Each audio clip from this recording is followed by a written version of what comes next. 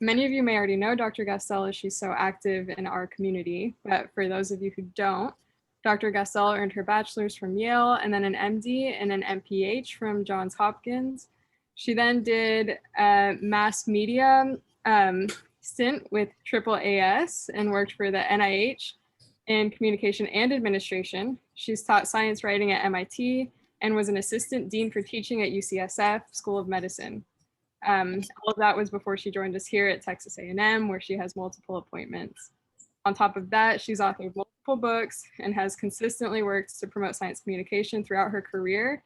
She served as a visiting professor of technical communication at Peking University Health Science Center. She's received multiple writing awards, and now through her service at A&M, it's evident that she's continuing to push science communication and the education for communicating our work and our research to all grad students throughout Texas A&M University.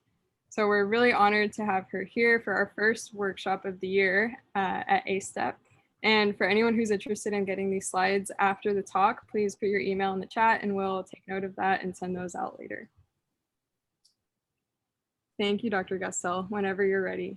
Certainly. Thank you very much for the introduction, Alice. I'm delighted to be here. And so I was asked to talk about communicating science to a wide audience.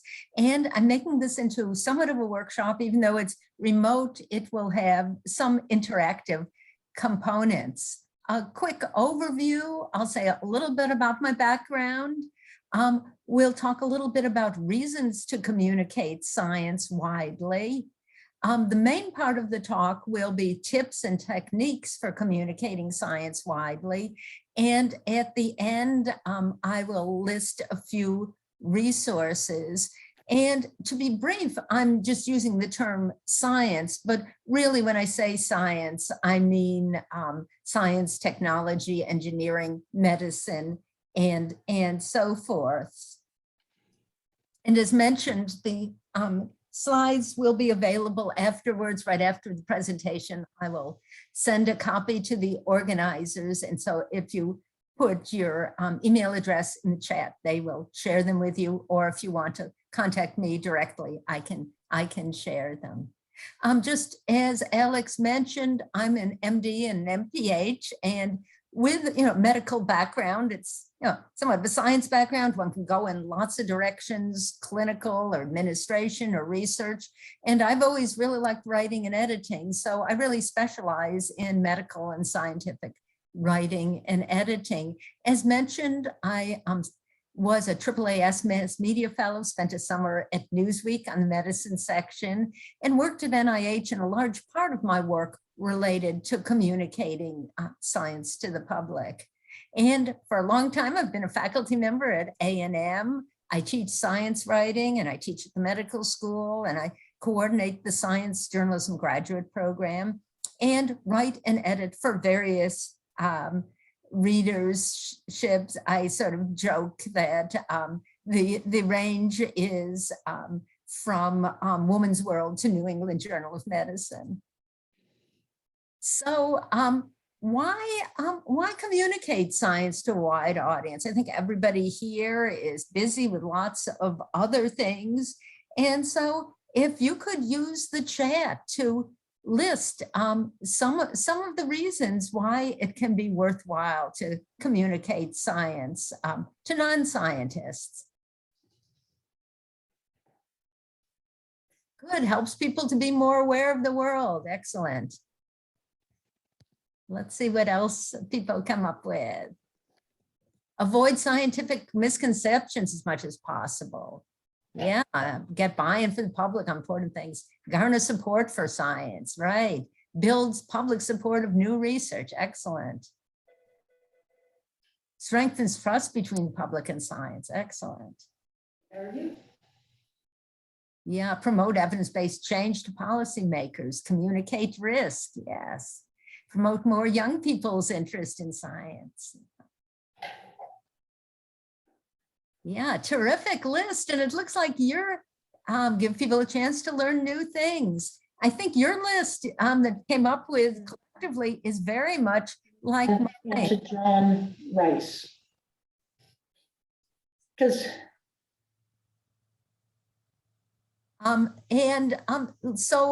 To sort of recap my list, much like yours, some reasons. One is just simply science is an important part of our culture and should be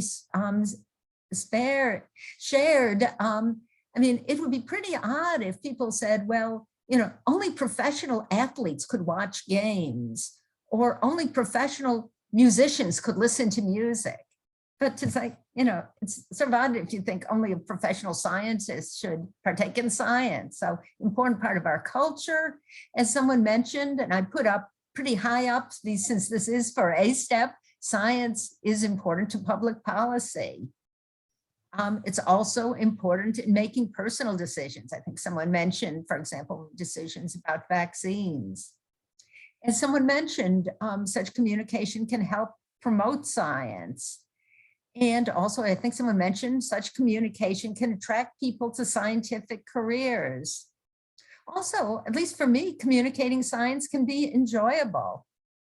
And as we saw, there are other reasons too. So I think there are many good reasons to communicate science widely. And question is, what are some tips? What are some techniques? What are some ways? Because very often we have content that's fairly technical, and I was going to see if we could break into breakout groups. I don't see breakout groups. I think this is not set for breakout groups. So I think rather than breakout groups, why don't we then just do again some brainstorming in chat? What are some of your suggestions of things that can be done to help if you are trying to communicate something technical to a general audience? Avoid jargon, good. Explain the impact, good. Contextualize the importance to the real world. Tailor the message to your audience, great. Develop fun ways to learn complex ideas, great. Avoid pontification, yes, good. Let's see if there are any other points that come up. Yeah, I think people hit on the main ones, yeah. Tell stories about research. People connect to stories well. Excellent. Yeah, explore multiple ways, writing, video, and so forth. Great. Yeah, use different media.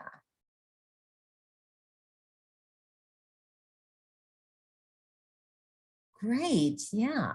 So thank you. So why don't we go through? I've mentioned 12 of the main ones, but these certainly aren't the only ones. But why don't we go through these 12, and then maybe we can go back and, if we have time, talk about some of the others as well.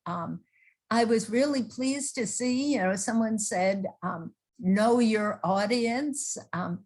That's, I think, really an important one. In fact, in our graduate program, it's almost the mantra, know your audience. I think a common problem is that people just view the public as homogeneous, but really, usually you will be addressing, a particular individual or a particular group, and, knowing, that group's knowledge level, educational level, values, and so forth can really help you to gear your message to the audience so it'll be meaningful and clear, and so perhaps you don't inadvertently alienate the audience. So I think that is number one. And then the one that follows is to relate the content to the audience's knowledge and interests. I know there's a sort of a saying that really bothers me when people say they're going to water things down or dumb things down. I really don't like that image. I think when people water things down, they still end up with sort of these undigestible chunks. They're just sort of scattered around. And I think to say dumb things down is really condescending to your audience. There was a famous science writer, I think he put it well. He said, don't think of your audience as ignorant. Think of it as innocent of what you're talking about. Or what I like to do is think about building bridges. Usually people you're talking to, they are knowledgeable in their own right. And it's a matter of sort of finding their knowledge structure, what they know and what's meaningful to them, and then build bridges to that. So with these images, so if somebody's very academically oriented, yes, make it very evidence-based and literature-based. Someone else may be, very home and family-based and can relate it to that. Musical analogies for some groups can be great. Or if you're working with an agricultural group, agricultural analogies. Or I find sports analogies for some groups will be great, for other groups will not be meaningful. For example, if you're using American football analogies for some international groups, it can be baffling. So relate what you're saying to the knowledge and interests of the audience. I think a big one is to carefully pace the presentation of content. I think a lot of us in our own fields, things are so familiar that we just race through it and we say, okay, I've presented it, but that doesn't mean that people have understood it. So I think carefully pacing things, not putting too many new concepts in one article or one presentation, and then spacing them out and giving people breathing room, sometimes repeating the same thing in different ways or supporting it with sort of an anecdote, a little story, or supporting it with some examples. So pacing is important. And I had a picture here. I don't know if anybody can guess what this is. This is Iguazu Falls in Brazil. And I think it's beautiful, but it's overwhelming. And I think sometimes with some kinds of presentation of science, people feel like all these waters are just rushing down on them. So pacing, I think, is really important. Someone mentioned avoiding jargon. Yes, so in general, keeping the language simple. So mainly common words. This is not the place to be using your GRE words. And minimizing technical jargon. In other words, make minimal use of specialized technical language. Notice I didn't say avoid, because sometimes it's, for example, helpful for your audience to know it, but think carefully, and usually in any one piece, not too many new technical terms. A sort of trick that a colleague taught me a long time ago was to introduce new terms gently. I think a lot of times people see an unfamiliar word and panic and think, oh, I should have known this, and then there's tune out. And what he taught me was often what you can do is present the concept first and then give it a technical term. So, explain, let's say that there is a device that does this and this and this, and then you say, this device is called such and such. And I think that can be a really, really good technique. Another thing is just simply to use familiar units. I think a lot of us in the laboratory or elsewhere, we're used to using the metric system, but many Americans are not used to using the metric system. So simply converting things to familiar units. And similarly for numbers, studies have shown that usually rounding off numbers makes things easier to understand. So simple language where possible. And one nice guide to this, and I've included a link to it, CDC put out sort of booklet called Everyday Words for Public Health Communication. And a lot of what's in it applies to communicating all kinds of scientific and technical information. And for here are just some examples, some of which I already knew, others surprised me a little, but then when I thought about it, it made sense. So instead of saying acquire, say get. Instead of enumerate, count. One that I wouldn't have known, but apparently they have found works is instead of saying guidelines, saying recommendations. Guidelines actually is shorter, but apparently many members of the public may not know what guidelines are. So they suggested saying recommendations. Or initiative, that's pretty abstract. People may not know what it is. So calling it a program or a project. Instead of numerous, saying many, or stating the number, because different people's idea of many can be pretty different. Or instead of saying reduce, say lower. Or instead of saying utilize, say use. So those were, they're not really technical language, but making it plainer. And then they had examples of putting some fairly technical terms in plain language. Instead of saying carcinoma, say cancer. I mean, if you're in the field, you know that carcinoma is a particular subset of cancers, but for most members of the public, probably saying cancer is enough.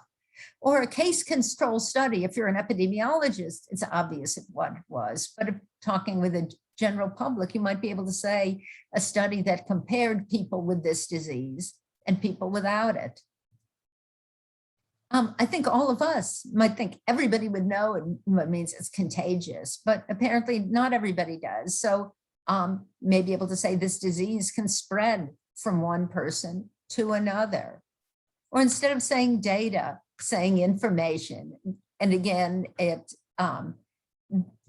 in a technical sense, there may be differences, but for the public, probably clearer just to say information. Or instead of incidents, how many people, were newly diagnosed or how many new cases.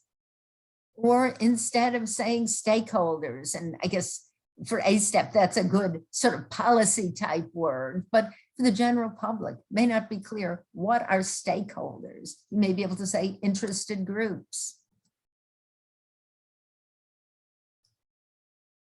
And there's another CDC guide that also I found was quite good, the plain language thesaurus for health communications. And here are some examples from that.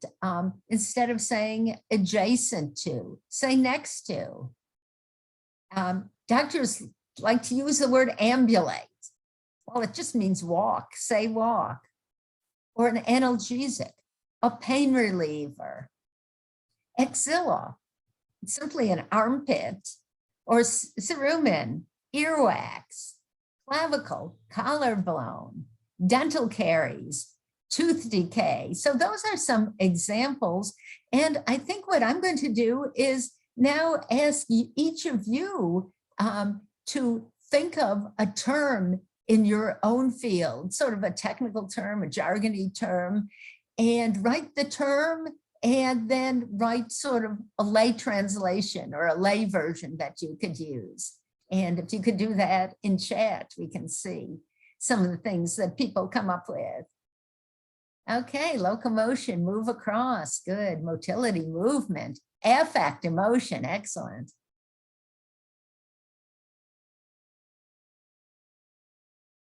Genre, type, yeah.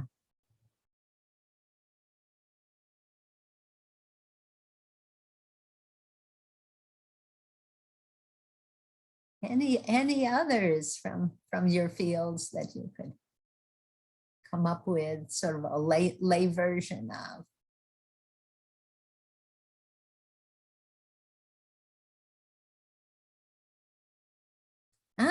That's a good question. Anybody have a plain English substitute for multidisciplinary? Maybe something about from many fields or in many fields?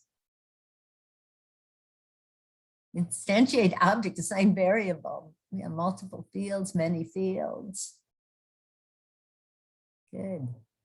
Anybody else have ones you'd like to ask about?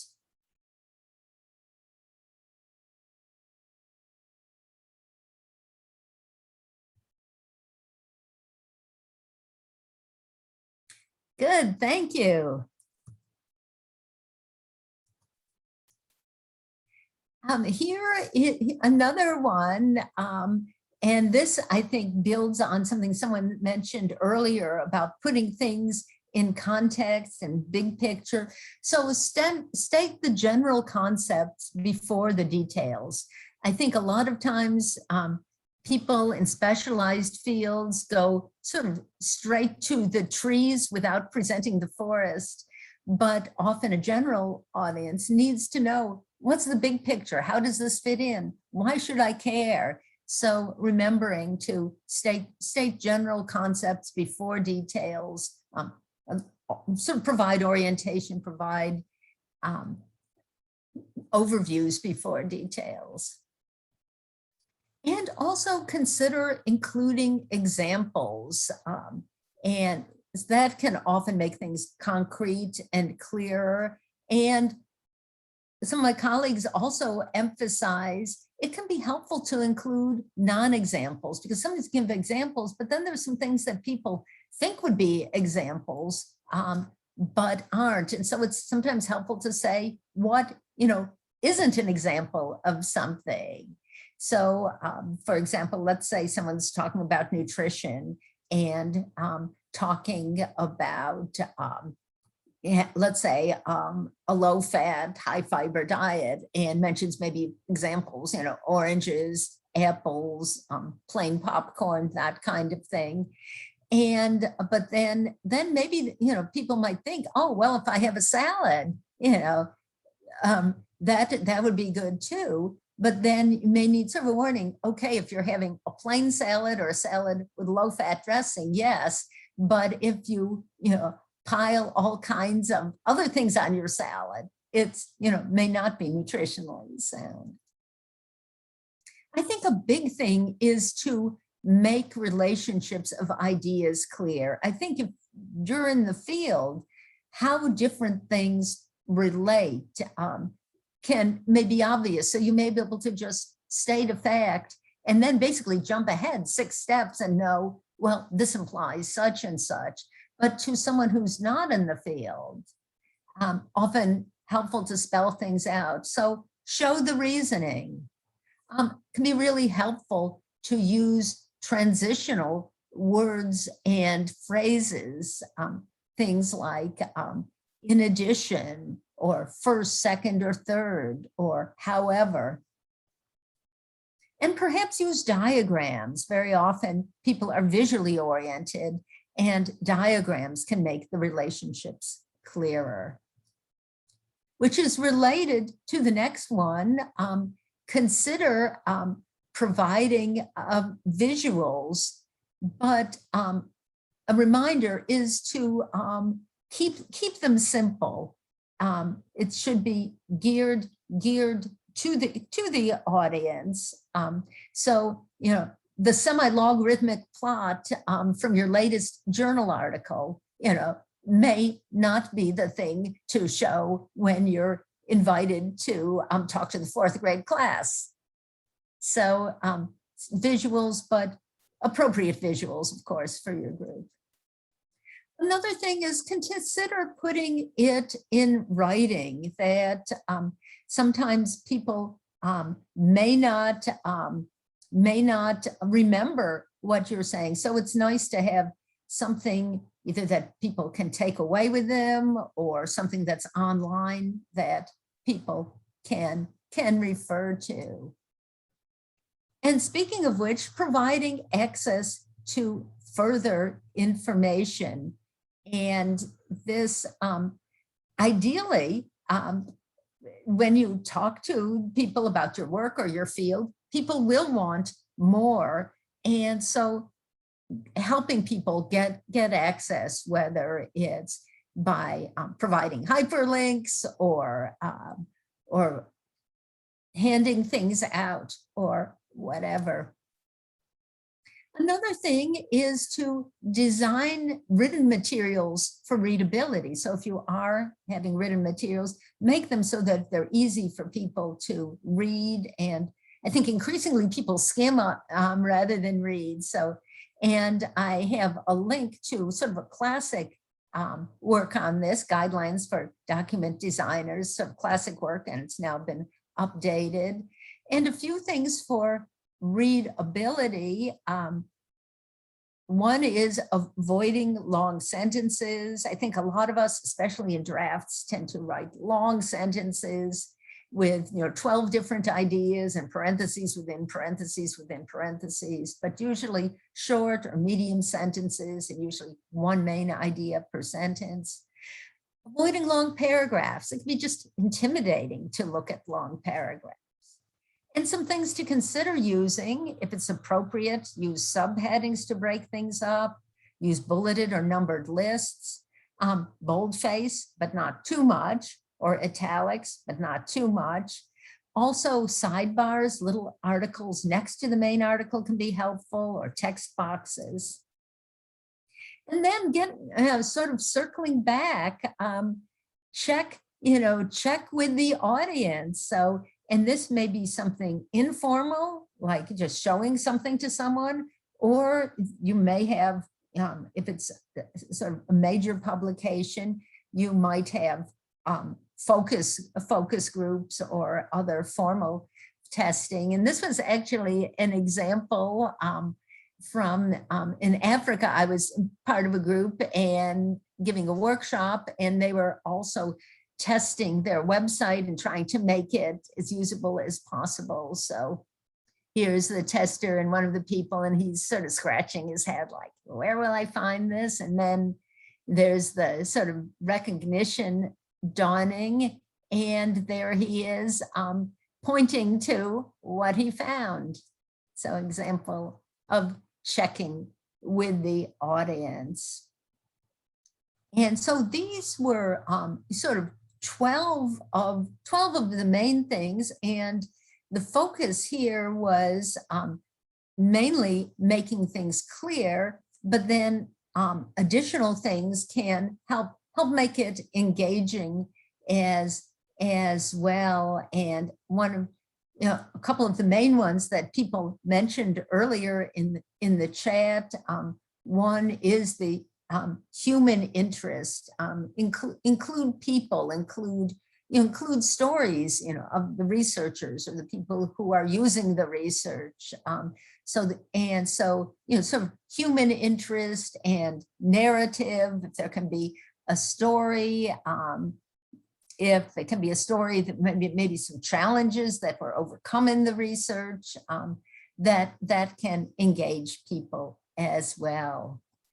So before we move on, let's see if people have things to add or ask about with regard to communicating science to a wide audience. And feel free at this point to either put things in chat, or if you would like to, add any points by voice or ask anything by voice, that would be fine too. Yeah, I thought I would speak up. Are you able to hear me well? I can hear you just fine. Okay, cool. So I was just going to comment that a lot of these feel extremely useful for just any presentation to any audience, because there's a lot of seminars I'll go to, and it's in my field, and they'll show like a ton of data on one page. They'll show figures nobody can understand in the time we're given. So I feel like most people should try to meet their audience and kind of dumb things down. Well, as you said, that might be a poor choice of words, so maybe simplify things, Right. streamline things. So yeah, I think this is good even, for regular presentations at school.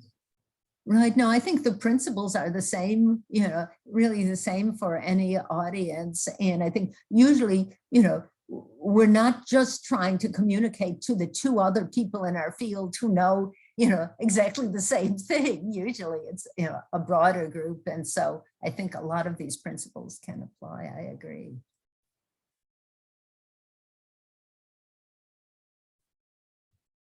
Hi, Dr. Gastel. I have a question. So what recommendations do you have for communicating science on topics that can be polarizing when your audience might have their own biases? Right. Yeah, that's a tough one, sort of polarized where people have biases. I think one of the big things I would say is listen, not to just have things going one way, but listen to what people's concerns are so they can be addressed. And I think another thing is sort of finding common ground, finding the things that you both care about and building on that, or finding that, what people care about, where their values are. I mean, if it's, let's say, a group of parents, well, maybe, their main concern is their children's well-being. So if things can be tied to their children's well-being, or if it's a group, that's of a particular religion and you're familiar with that religion, and there's a way that it can be, tied in with that. So I think someone earlier was using the term pontificating. So not pontificating, not coming in and saying, well, I'm the scientist and I'm the expert and you don't know anything, but rather, I think, respect and listening can go a long way. And I think patience too. I think that, sometimes, one, doesn't, communicate or come to agreement the first time. It's, a matter of, getting to know each other and developing trust, because I think if the trust isn't there, the rest isn't there either.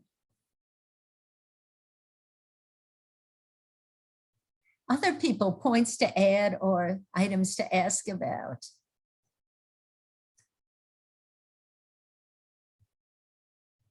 Let's see if we have additional things in chat.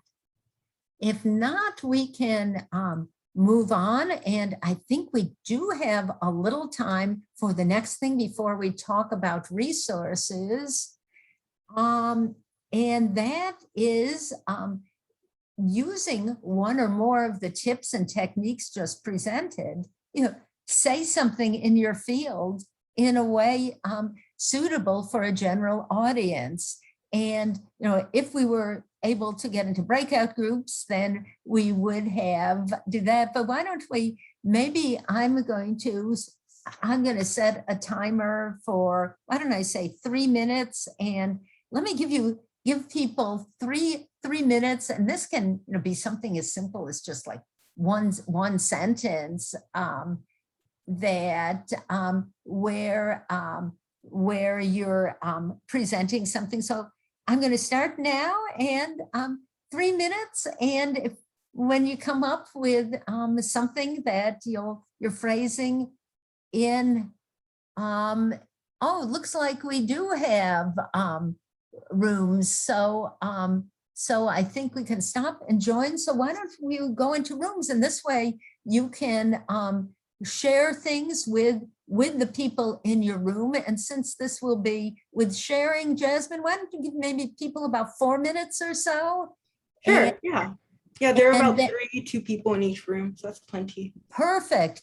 So I think 4 or 5 minutes, and people can can come up with something, and then afterwards, maybe we'll have time to share a couple of them. So we can join the rooms now. Thank you so much, Jasmine. Yeah. Oh, Jess Garrett has no one in his room but himself. Oh, how do I remove him?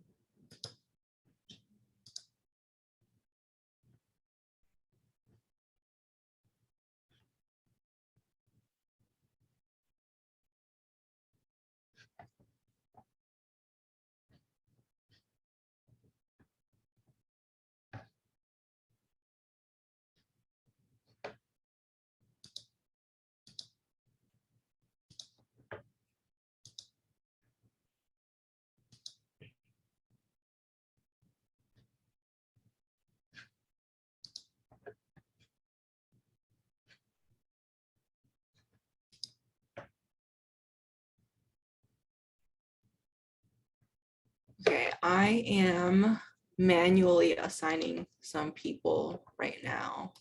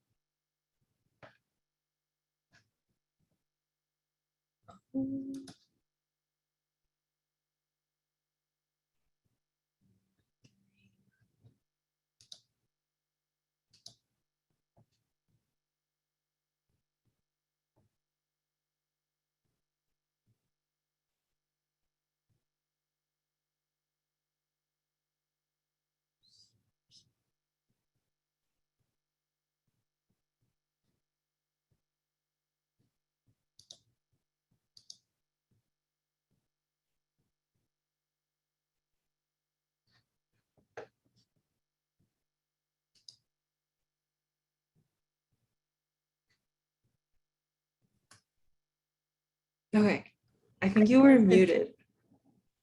Right, thank you. Okay, I think everyone is in their breakout room now. Great, thank you so much for taking care of this. Yeah, okay, guess we'll give them 2 more minutes and then I'll close. Yeah, that them. sounds perfect. Give a couple more minutes. Sign into room 2.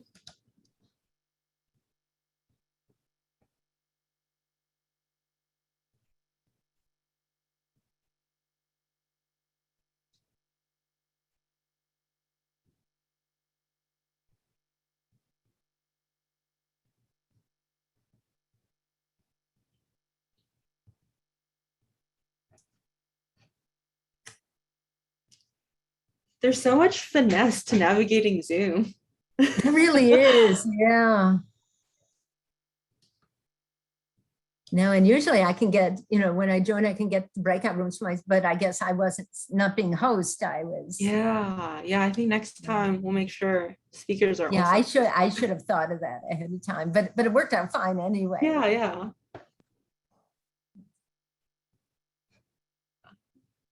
See, broadcast. So if I close it, if I say close all rooms, do they close automatically or do they They get do, a yeah. If you say close notification? all rooms, they should close automatically. They'll be given like 1 minute to get out of the room. Okay. Oh, okay. So we'll give them 1 more minute. Yeah, that sounds good. And then close, and then they should be back with 1 minute after that.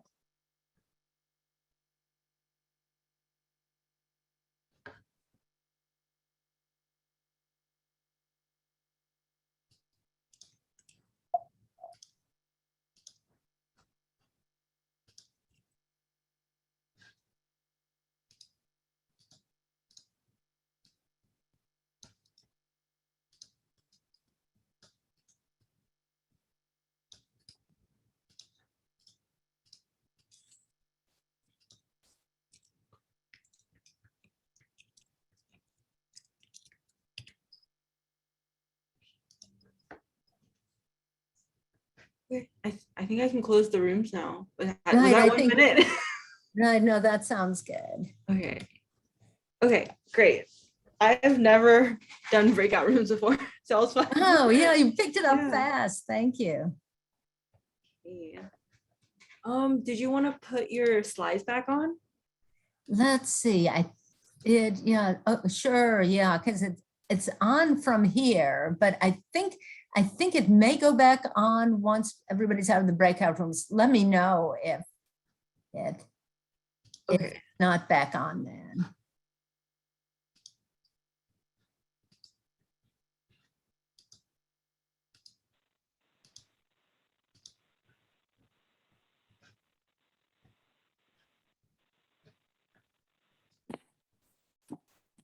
Well, it's kind of funny because I went in one room and then I was in a different room.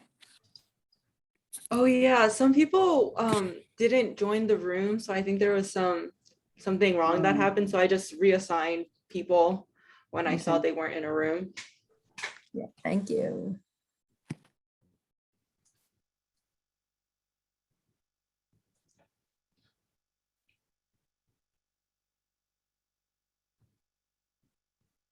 And let me know when everybody's out, and then let me know if my screen sharing has resumed or if I need to start it again. Yeah, I think everyone is out. Okay, and is my screen showing? No. Let's see. And let's see. Let's see if I can get back in to do that. Let's see. Let's see. More share screen. Let's see if we can get back in this way. Is it showing now again? Yes. Okay, good, good. Well, welcome back, everybody. I hope people came up with some good examples, and I think we may have time for to hear one or two from people. So let's see, maybe if some of you, maybe if I could hear from one or two people, either sharing something of your own, or maybe you could mention something that someone else in your group came up with that was really good.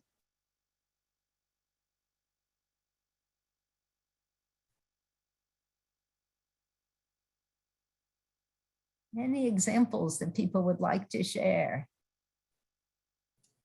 Okay, Professor Gastel, I'm Tanya here. Good to see you again.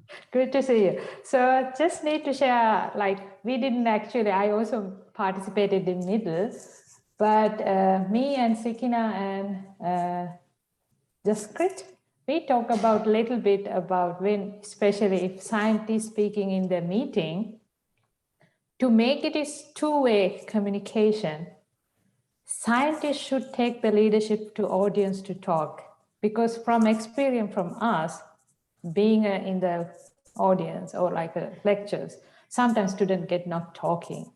So if you're really good science communication, to us, we have to put that role too. Just audience just wanted to speak, get them engaged. Right, absolutely. Get the audience engaged and make people comfortable speaking. Yeah, because normal audience, when it is scientist speaking, audience tend to be shut. They're Right. not talking. So Great. that's Great. what we discuss. Great. Anything from, let's say, maybe one of the other groups? Anything came up? Great. My group helped me refine a statement, describe my research. I study how the bacteria that causes Lyme disease stops our immune system from killing it. Wow, that is really good example of clear language for a general audience. Yay, excellent. Excellent. And I hope that even, after this workshop is over, maybe you can continue with doing some examples. But now I think I'm going to move on to mention a few resources if you'd like more, because obviously we've just touched on this. And so I'm going to run through a few resources.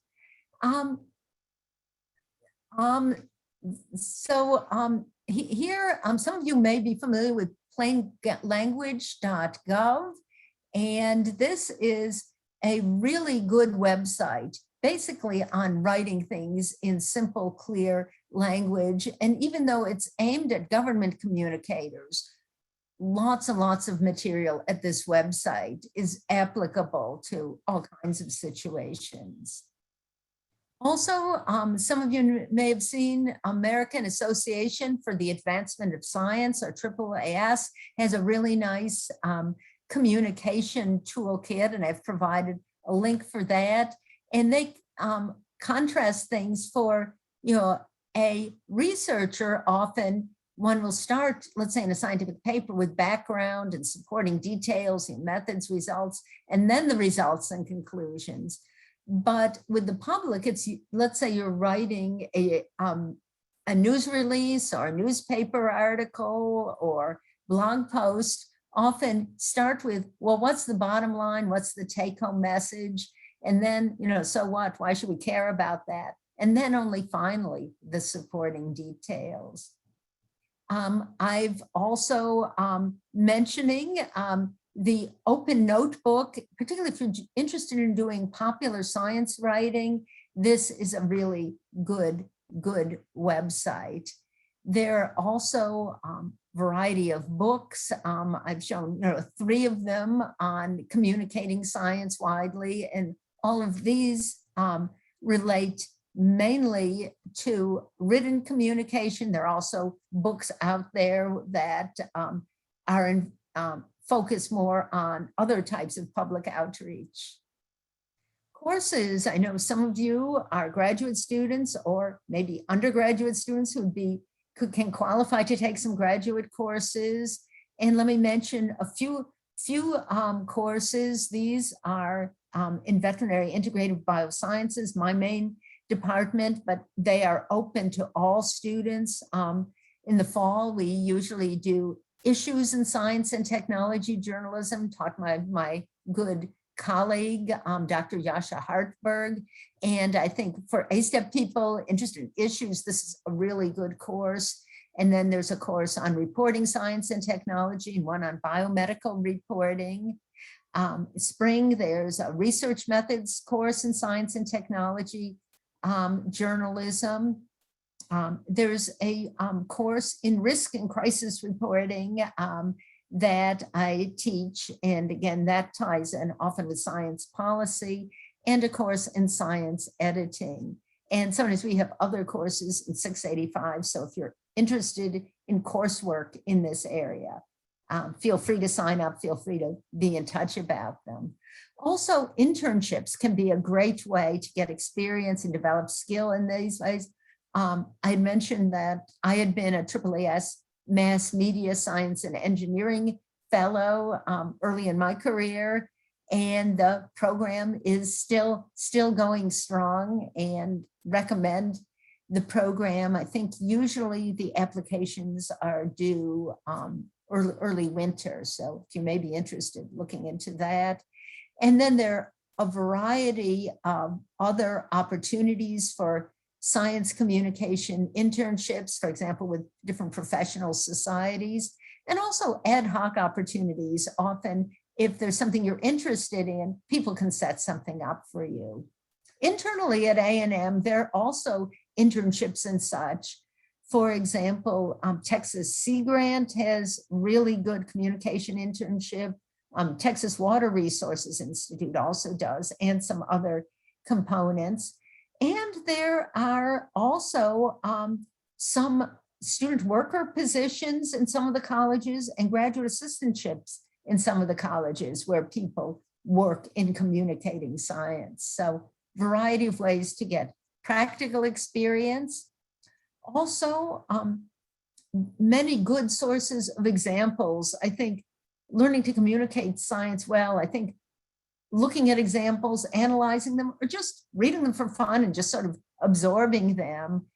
Some of you may be familiar with, there's a yearly anthology called Best American Science and Nature Writing. And here's the cover of the 2021 edition, which is coming out, I think, in about 2 weeks or so. And then I also find it really helpful to look at things that have won science writing awards. And so I've provided links to some of the main awards in the field. The AAAS Kavli are major ones, and then the National Association of Science Writers Awards actually are going to be officially announced this Wednesday. I'm on the awards committee, so I know who they are, what they are, and I think there's some really, really great ones this year. And so be watching the website, be watching for the announcement. Other resources, there are organizations if you're interested in general science communication, for example, National Association of Science Writers, which has really inexpensive student memberships, and actually they're having their conference starting in a few days, and very inexpensive science attendance fees. Society of Environmental Journalists, Association of Healthcare Journalists, and so forth. Also, yes, someone asked, you will be emailed the list of resources. Please, if anybody wants the slides, put your email address in the chat, and you will receive this. And if it doesn't come through, email me, and I will send it or resend it. Also, I know some of you were involved last spring with ComSciCon, which is science communication workshops that are for graduate students and organized by graduate students. And there's the national ComSciCon, and then the regional one, normally based in Houston. And I've participated in this and really recommend it. Hi, can I make a comment about that, Dr. Gastel? Please do. Yes, so I'm on the committee for that for 2022. This is Jody. Ooh. Let me put my camera on. Everyone, so I'm on the committee for that. It's a co-chair. So we have, there's someone from Rice, someone from another college, and then 2 of us from Texas A&M. So we're going to be the co-chairs. So we're planning this out for next spring. And I have a question for you. Would you like to see in person, or would you like to see online, or would you like to see a hybrid? Like we have, some stuff online, but yet we can have, a few meeting things going on so we can gather together at Texas A&M. So put your answer in the chat, and I'm so grateful to have you at Texas A&M, Dr. Gastel. Thank you. Oh, well, thank you for being one of the organizers. Wow, this is a great coincidence, and looking forward to this year's. And I guess my vote, off the top of my head, might, I have to think it through more, but maybe hybrid too, but I guess it may depend in part on epidemiologic situation. That's true. But thank you. But yeah, and really, as you work on planning it, if I can be of help in any way, let me know. I will be reaching out to you. And also, let me mention an opportunity for graduate students to really apply some of the things we've talked about today. I suspect some of you are familiar with a 3-minute thesis competition. I think we may have some people here who have competed in it and been finalists or winners in it. For those of you not familiar with it, it's a really neat competition where basically people present the highlights of their research in 3 minutes in a way geared for a general audience. And I think it's great experience. And so I encourage people to consider participating. So those were some of my favorite resources. are there resources people would like to add or any questions?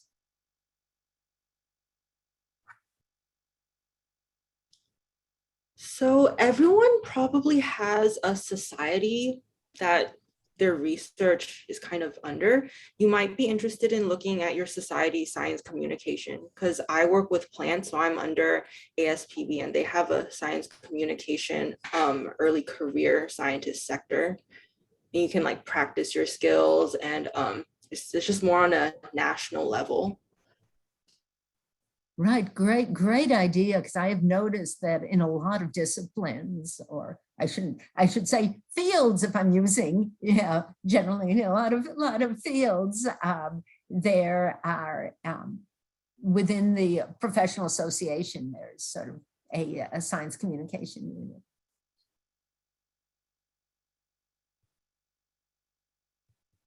And let's see, one more thing in. So I think we're just about at the top of the hour, and want to thank you for your participation today. I hope this has been interesting and useful. And if you'd like more information at any time, or just want to chat about popular communication of science, or scientist to scientist communication of science, feel free to be in touch with me. Usually email is the easiest way to reach me. So thank you very much, and all the best. Oh, everyone, if you're interested in learning more about ASTEP, which is Aggies in Science, Technology, and Engineering Policy, please stay for maybe 5-7 minutes, and I can talk to you more about how you can become a member or have officer role, and all the other events we'll be holding that's along similar lines of this workshop. Okay. Thank you again, Dr. Gastel. And well, my pleasure. And I will stop sharing now and leave for my next meeting. Yeah. Okay. So thank you. Thank you, Dr. Gastel. Okay. So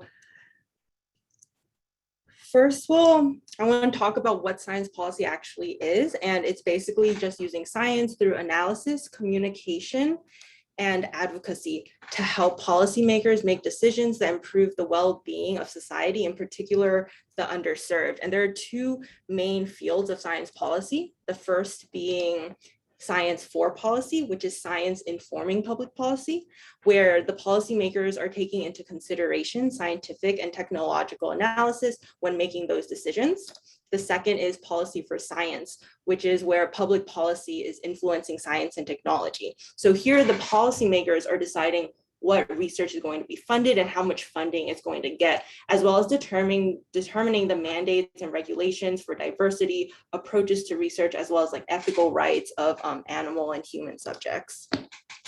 So why should we care about science policy? I like looking at this quote from Representative Rush Holt from 2006, and he says, "We do not suffer from a lack of information here on Capitol Hill, but from a lack of ability to glean the knowledge and to gauge the validity, the credibility, and the usefulness of the large amounts of information and advice we receive." So as scientists, we should really play a role in the field of policy, because only 5% of the current members of Congress have backgrounds in science or engineering. So we really need to build that gap between their knowledge as politicians and lawmakers and what we know of science, and how they can best use our knowledge to make informed decisions for the publics. So our mission statement is that we're a nonpartisan organization of graduate, undergraduate, and professional students, and we're committed to bridging that gap between scientists, policymakers, and the general public on scientific issues. And we here are us, we're the officers. I am Jasmine, I'm the president, Erin's our treasurer, and Alexandra, or Alex, is the director of outreach. And we do this through 3 ways: through advocacy, professional development, and outreach. So for advocacy, some events we've done is organize March for Science. as well as participate in Tax Reform Day of Action with GPSC. So that was when, I don't know if you remember, but when they were trying to tax graduate students on the tuition as well, and that didn't go through with some things that happened. We also have done congressional visits at Washington, D.C. So here's a picture of that. This is Bill Flores. He was the representative for the district that Bryan College Station is within. We also, like you see today, we do a bunch of events having to do with professional development. Some have to do with career preparation, such as industry and government research seminars, science career panel, and career planning workshops. And like today, you saw that we do skill building events such as the science communication workshop, and we're planning to do a policy memo writing workshop. Some outreach events we do include our annual Science Skepticism Town Hall, where we invite professors from A&M who research fields that can lead to, I guess, some biases in the public or cause a lot of discussions to occur around.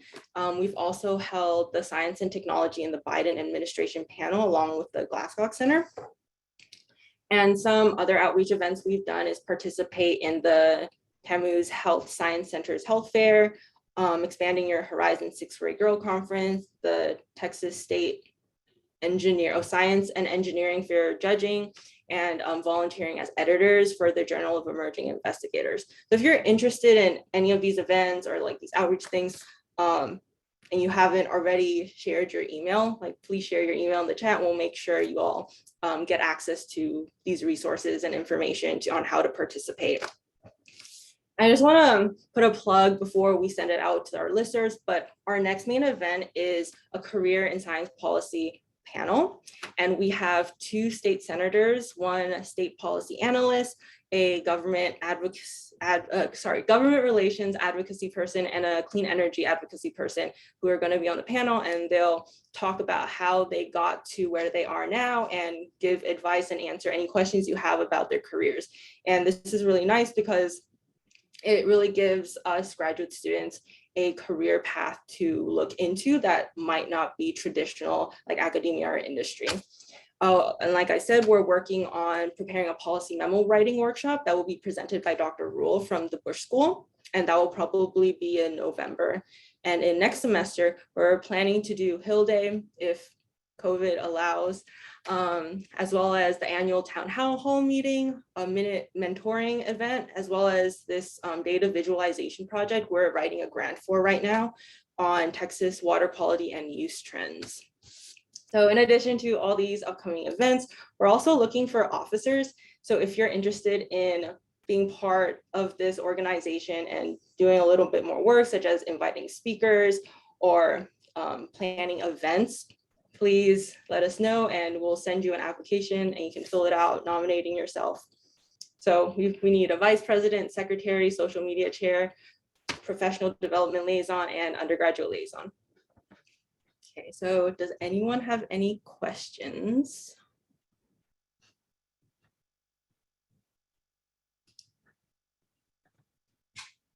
Okay, let's see. So if no one has any questions, I just want to thank you all again for coming to Dr. Gastel's talk, and I hope you guys are all interested in ACEP, and you should be looking forward to getting our email at some point this week. So Riley, so we haven't done any of that before. Like we're still a relatively new organization and most of our events have been centered around gaining more traction and membership. But there's definitely things we're looking into doing more, like having it be more science policy related. Yes, Riley, you're welcome to join.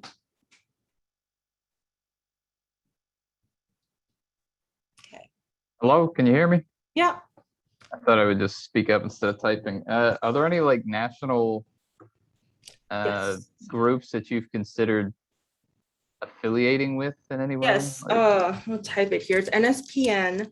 So our ACEP at Texas A&M isn't a chapter with them yet because we need at least 3 people apart of NSPM as well. So there are only 3 of us in like the club right now. So technically, I guess we could be a chapter, but I don't want to like force Alex or Aaron to like become members. But it's very useful. I'm a member right now, and during the summer, they offered so many workshops, so many professional development opportunities, and really kind of dove me deeper into what science policy is and whatnot. Yeah, that's cool. Yeah, so I Yeah. highly encourage you to sign up for NSPN, and please let me know. And because if we get 3, then we can become a chapter. Yeah, I might be interested in secretary, maybe. Okay, yeah, we'll send you an application. Yeah, secretary is nice. You just make the flyers and you learn how to send emails to the listservs. Yeah, I learned in undergrad, president or VP can be a little intense. So I'm like, secretary's not bad.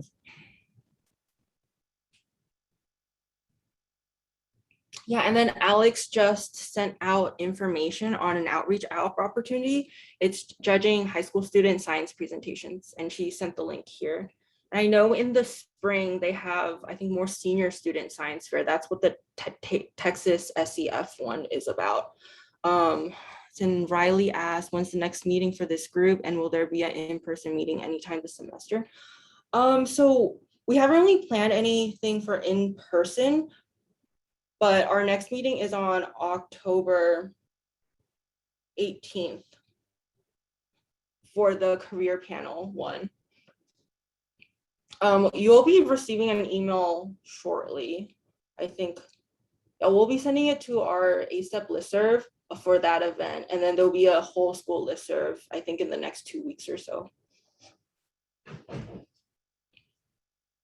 Yeah, we try to make sure that all of our meetings have like a big event attached to it as well. So we're respectful of everyone's time.